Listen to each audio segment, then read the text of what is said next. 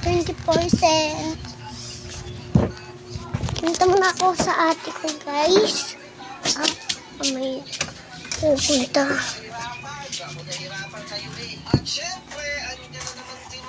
Duday! Yes!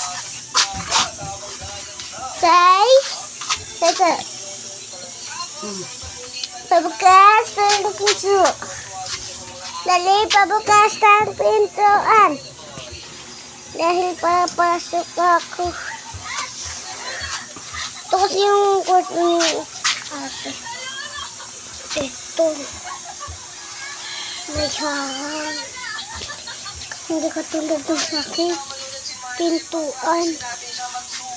Pinag sa akin.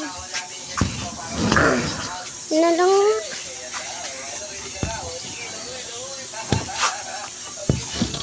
Guys, ito na.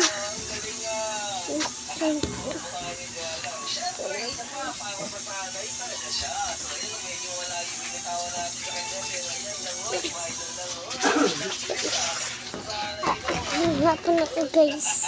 Gusto ka na! Hi ka naman!